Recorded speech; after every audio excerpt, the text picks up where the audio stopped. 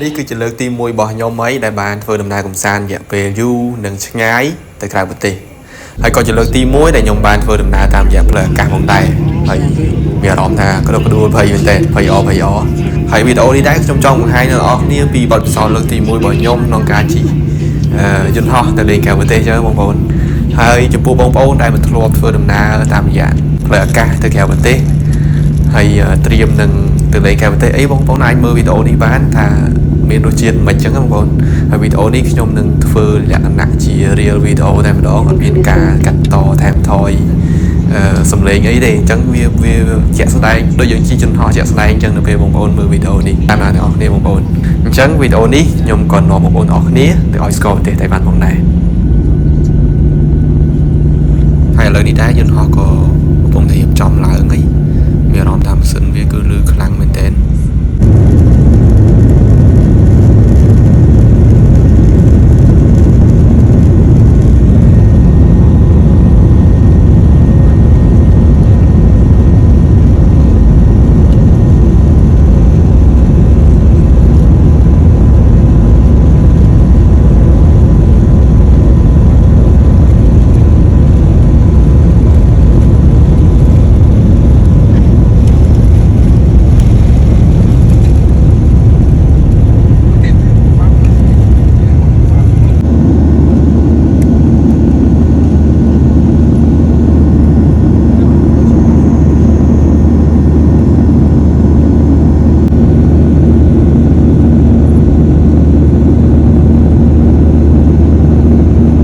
នេះបន្ទាប់ពីយន្តហោះបានហោះឡើងលើប្រហែលជា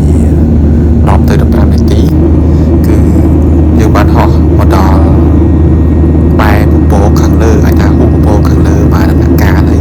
អញ្ចឹងនៅបានដំណាក់កាលទៀតយើងនឹងយើងនឹងហោះឲ្យផុតនៅពពកបាត់តង់ទៀតតែពពករៀងក្រាស់ជាងនេះដូចខ្ញុំបានបង្ហាញចំពពកនេះឥឡូវនេះបន្ទាប់ពីហោះផុតពពករៀងក្រាស់នឹងហើយគឺយើងបានញ៉ាំបាយរៀបចំញ៉ាំបាយអីចឹងទៅខាងអ្នកកាសចរគាត់រៀបចំឲ្យយើងញ៉ាំគាត់យកម្ហូបនឹងសួរយើងញ៉ាំអីចឹងណាបងប្អូនលើនឹងមានច្រើនមុខច្រើនអីវាជា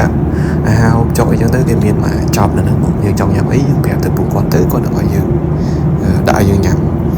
អញ្ចឹងនេះគឺជាពពកនៅពេលដែលពួកយើងហោះមកកាន់តែខ្ពស់ឡើងមកលើទៀតផុតទៅអញ្ចឹងបងប្អូនពពកក្រាស់មែនតើអញ្ចឹងពពកដែលយើងមើលពីក្រោមមកឃើញដុំនោះអាហ្នឹងគឺជាពពកដែលមួយតង់ពីរតង់ស្រាំក្រោមឯងវាមានពពកនៅលើហ្នឹងក្រាស់ជាងហ្នឹងទៀតតែអាហ្នឹងវានៅចម្ងាយឬនៅរយៈកម្ពស់អញ្ចឹងបងប្អូនហើយខ្ញុំនៅលើហ្នឹងលក្ខណៈថាយើងចំណាយពេលរៀងយូរដែរអាចនឹង2ទៅ3ម៉ោងអាចនឹង3ម៉ោងជាងនៅលើយន្តហោះអញ្ចឹងរៀងអបសុកដែរពេលខ្លះយើងគេងមកផ្លែយើងភ្ញាក់អញ្ចឹងណាបងប្អូនអញ្ចឹងយើងភ្ញាក់មកយើងមើលទេសភាពមើលចង់មើលឡើងឥឡូវនេះយើងបានមកដល់ដែនអាកាសរបស់ប្រទេសតៃវ៉ាន់ហើយយើងមើលពីលើទៅឃើញទិដ្ឋភាពទេសភាពគេយ៉ាងស្អាតមកដល់នឹងប្លែករួមទៅនៅខ្មែរយើងហើយនឹងនៅនេះគឺខុសគ្នាយើងងាកពីលើទៅតំបន់គេទេសភាពស្រុកគេនេះគឺខុសប្លែកពីយើងដីស្រែចកាគេតំបន់ក្រុងគេហ្នឹងគឺហេដ្ឋារចនាសម្ព័ន្ធគេខុសប្លែកពីយើងអញ្ចឹងបងប្អូនឃើញអត់បងប្អូនឃើញអញ្ចឹងលើស្អាតហើយមុននឹងដែរដោយសារតែអាកាសធាតុនៅខាងលើអត់សូវល្អខាងពីឡុតគាត់បានហោះឆ្វែលមកជុំដែរប្រហែលជារយៈពេល20នាទីជាងដែរណាបងប្អូនមិនចុះឥឡូវនេះយើងបានចុះហើយតោះពីអាកាសធាតុរៀងល្អឡើងវិញចោលដល់ពលានគេជោគជ័យបងប្អូនហើយពលានគេនៅនេះតូចបងប្អូនដូចខ្ញុំចោះនេះពលានរៀងតូចល្មមទេប៉ុន្តែអូយភ្ញៀវទេសចរគេច្រើនមែនទែនតែគេមកដល់ហ្នឹងហើយតើចូលយន្តហោះហើយយើងបានមកដល់កន្លែងស្នាក់នៅហើយអាកាសធាតុគេអីហ្នឹងគឺល្អមែនទែននៅនេះចុះមកមានអារម្មណ៍ថា fresh តែម្ដងដោយសារនៅនេះខ្យល់ត្រជាក់ខ្យល់គេគឺត្រជាក់ហើយខ្យល់ខ្លាំងយើងចេញក្រៅបាត់ពាក់អាវលងាទេពិបាកបន្តិចដោយសារត្រជាក់ខ្លាំងបងប្អូនហើយអាកាសធាតុគេមើលទៅរៀងចែងចាំងភ្លឺចែងចាំងមានថ្ងៃមានអីប៉ុន្តែខ្យល់វិញត្រជាក់សឹបហ្មង16 17អង្សាសេអញ្ចឹងបងប្អូន